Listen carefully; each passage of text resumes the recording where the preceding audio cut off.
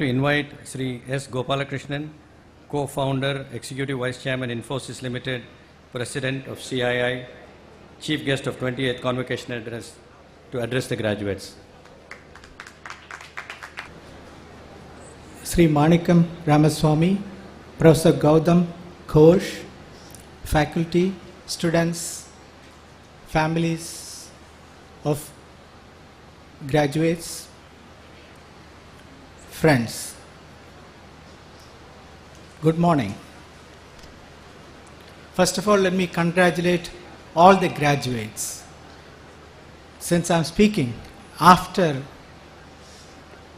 the award of the degrees, I can indeed call you graduates now. And I should also add congratulations to the parents, families, friends of the graduates, since they have also contributed and cheered you on to reach where you are today. I am very thankful to Mr. Manikam Ramaswamy for inviting me to participate in this joyous occasion and be here with you today. As you sit here today, I am sure that all of you have many wonderful memories of the last few years spent together with your friends at this campus. Maybe some sorrows too. Please make sure that you hold on to these memories, both the joyous, mostly joyous, and some sorrows, because these need to last a lifetime. The further you are away from this campus, the older you become, you will earn for reliving these moments with your friends again. You'll want to keep these friendships for a lifetime. These moments, when you became men and women, formed your opinions and perspectives, and decided on what you will do with your life, are all unique experiences. For most of you, these will never be repeated again, unless someone invented a time machine that allowed us to go back in time. May happen indeed. As I prepared for this speech, I read through the history of this institute. Sri Karimuthu Tyagaraja Chettiar established this institute in 1962. He made his fortune by starting many successful businesses. He also started many educational institutions like this one. When you give wealth to someone, the donor loses it and the recipient gains it.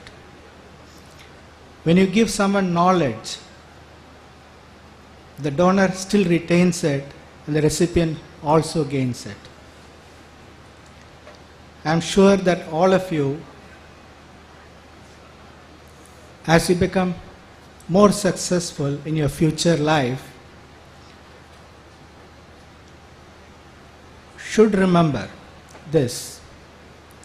You need to make sure that you educate at least one other person who is not an immediate family, so that you can spread this knowledge to many more deserving people. Looking back at history, I was also looking at the history of Madurai as I was trying to prepare for this speech. This city has been inhabited from the 3rd century BC. That is, Madurai is at least 2,500 years old. Imagine what the city has seen and experienced over the last 2,500 years. It has been ruled by the likes of the Pandyas, Cholas, the Madurai Sultanate, Vijayanagar Empire, Madurai Nayaks, and of course the British. It was during the reign of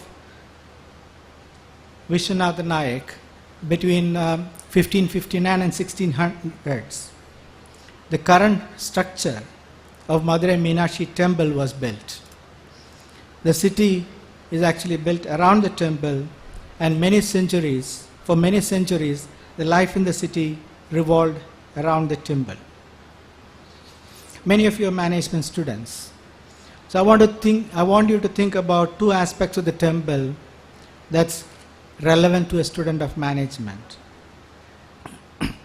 One, the construction was undertaken in pre-industrial era. There was no electricity, there was no mass production, there was no factory that could produce replicas of a sculpture. James Watt had not yet invented the steam engine. The steam engine was invented in 1775. It was done by artisans and lots of manual labor. You can see the beauty of the structure every day. You can appreciate the project management that is required to manage such a large project. The digital computer was not invented. The digital computer was invented in 1945. Many of the tools for project management, engineering design were all done manually using manual tools. What's the second lesson that we can learn from this wonderful temple? Over the centuries, the temple was the center of education of Tamil culture, literature, art, music, and dance. For any city to be a thriving city, it must have an ecosystem that innovates in all dimensions, that encourages discussion and debate, that admires artists and scholars and scientists, and that continuously rediscovers itself.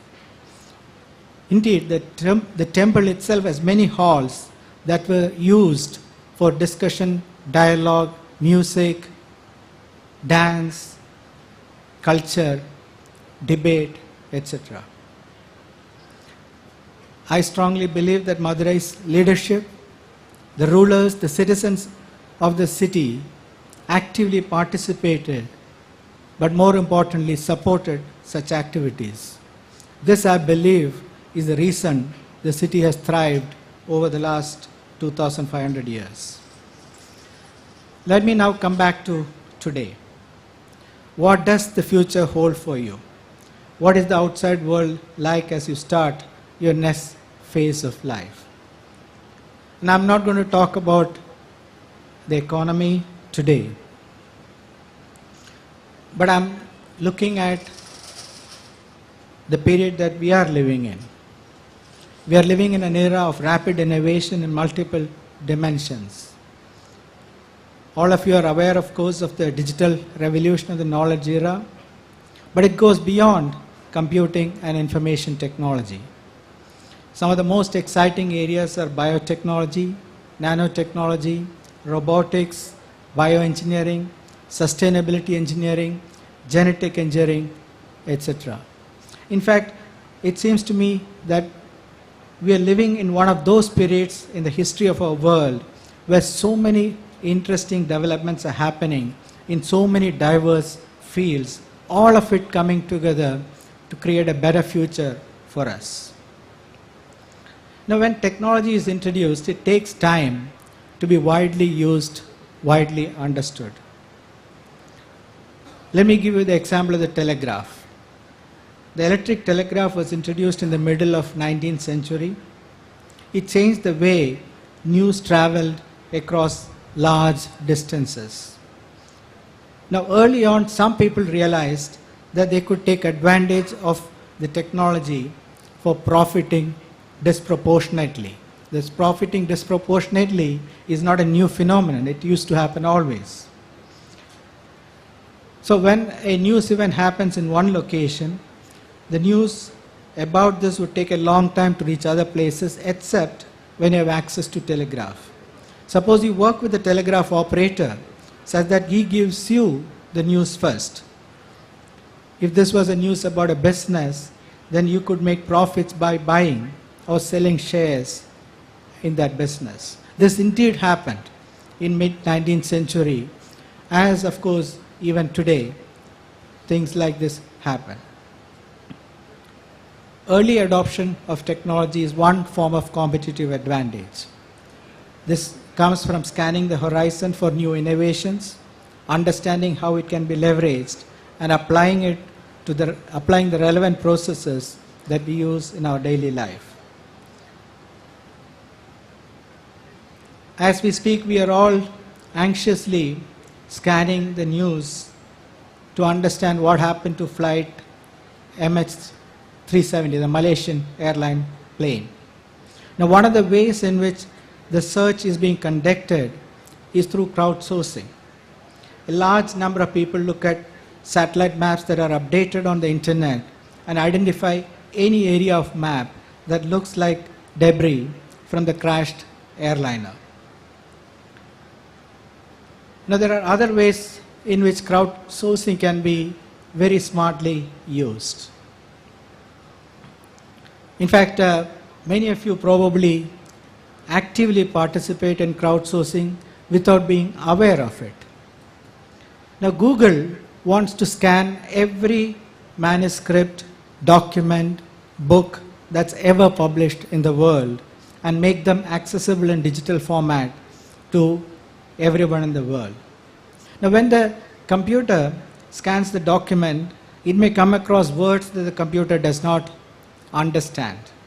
Now, how do you decipher these at very low cost, or in fact no cost? This is where you and I come in. When you request for an authorization using a credit card, you may remember that there a small box comes up where you are asked to read something and type in the same words. In fact, two words come in. One word which they would have given, and the second word is from some document which the computer could not understand. So if you key in the first word properly and the second word you key in, the system takes it as the right representation of the second word. So you and I are actually helping Google through this process actually decipher words. This is of course a big business for Google. And that's how technology is today being used in a very smart way. Now, whenever technology changes, work practices too change. With the introduction of electricity and motors, use of machines to do heavy work become common. For example, automobiles started being produced in factories in the early part of the 20th century. In your classes, you may have studied about Henry Ford and the assembly line technique of mass production. It gave middle-class Americans affordable cars. Many new management techniques were developed to manage repetitive work, like that in a factory, as well as the concept of hierarchical organization was also developed for managing large businesses. The concept of middle-class management came into being. Now, if you look at the 21st century, labor content is actually decreasing in production, in factories, because factories are getting completely automated. The focus of innovation now has shifted. One dimension, for example, when it comes to automobiles, is efficiency, fuel efficiency, energy efficiency, and alternate energy automobiles. So the march of automation of work has paralleled the march of technology. The relentless focus on productivity improvement drove automation leveraging technology. Many of you are probably not old enough to know what a typewriter is. Today, typewriters mostly are seen in museums. This used to be the device when we were studying that we used to type project reports. Officers would employ large number of typists to prepare reports, letters, documents, etc. Now they got replaced by word processing machines and today by word processing on computers. And the job of the typist indeed disappeared. In fact, Godrej here in India recently produced the last typewriter ever manufactured. In the 20th century, with powerful machines and factories, manual work got automated and labor-intensive jobs got eliminated.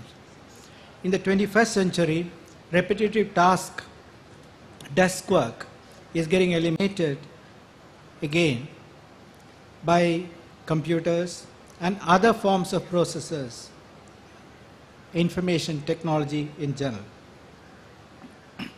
Sometime in 1999, a prediction was made by Ray Kurzweil, an inventor and futurist, that computers would be powerful enough to beat a human in chess and in the game of Jeopardy in the next 10 years.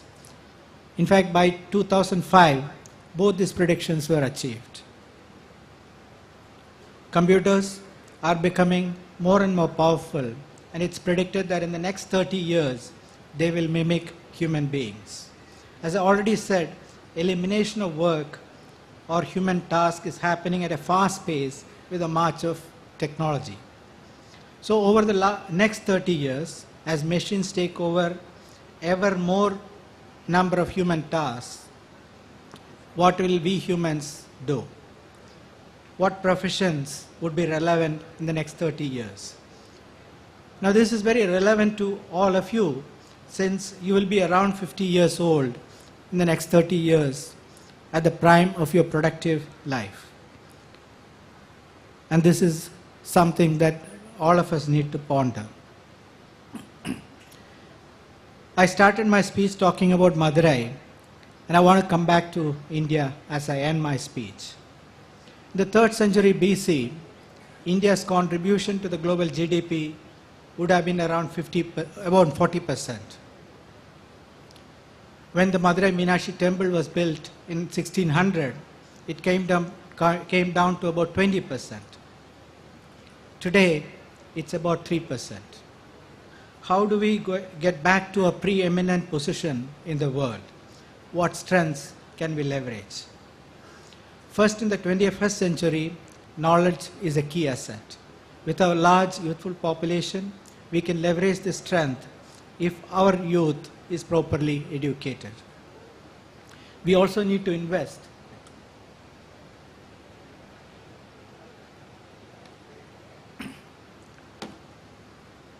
We also need to invest a lot more in innovation and research. We need to create new products and services that are relevant to the rest of the world. We need to encourage entrepreneurship. Second, with 1.2 billion population, we ourselves is a large market. Every business in the world wants to sell into this market and is willing to configure their products and services to suit the taste and liking of the Indian consumer. We can leverage this since we understand ourselves better than anybody else. Either we can drive these innovations or we can own these businesses.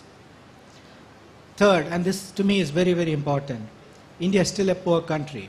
We have increased our per capita income by 3 times in the last 20 years. That's from about $600 per person per year to $1,800 per person per year. But still, about 66% of the people live below $2 per day, and 33% of the people live below $1 per day.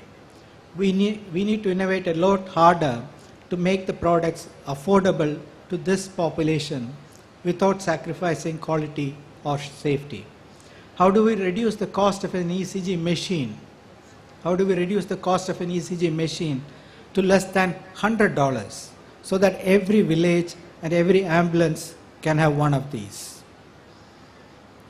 BRC developed one such machine in 2009. There are several startups entering the space of healthcare to commercialize such products. Now, even if this device is 70% as good as the $100,000 version, this is a tremendous boon to a country like India, as I've already said. Thus, India could be the laboratory to the world to create the next generation of affordable, high-quality products that all of the world can use. Fourth, we are consuming by borrowing from the future. World's limited resources like water are being depleted. We are also polluting and creating a huge cleanup cost, healthcare cost, and infrastructure costs on the future generations. India still needs to develop. So can we develop sustainably without borrowing from the future? Can we create better automobiles, or better at create public transportation models that works? Now this will require us to innovate even harder, redesign our products, redesign our cities, redesign every aspect of our life, and this indeed is a huge, huge opportunity. I believe this was the spirit of Madurai. I hope this will be the spirit of Madurai as you take this spirit with you today.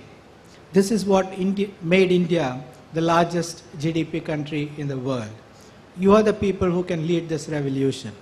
You have access to knowledge in the world over the internet. You can collaborate like never before using some of the new technologies like social networking. You have tools like crowdsourcing to get the best ideas to solve the problems. You can get your voice heard in the world using just the mobile phone in your pocket. Your mobile phone indeed is a powerful supercomputer with unlimited computing and storage on the cloud. This is election time, so let me bring the Aam Aadmi Party phenomenon into this discussion. You know, what is to me most important is that within a span of 9 months, a party that was just formed was able to capture the government in our capital, New Delhi. So whatever I'm saying is actually not beyond possibility. It is indeed happening in front of our eyes. I talked about the ECG machine, which is $100. I talked about solving complex issues. I talked about the opportunity that India provides. I talked about technology being right for us. I talked about access that's available to us. I talked about the large market that's here in India. I talked about the improving education that's there, access to education. Now what is needed from you is to think big. You must have big aspirations. You have to work hard, as Mr. Ramaswamy already said. But more importantly, you have to work smarter with the right values. And then sky is the limit. I wish you the very best in the future. Thanks again for inviting me.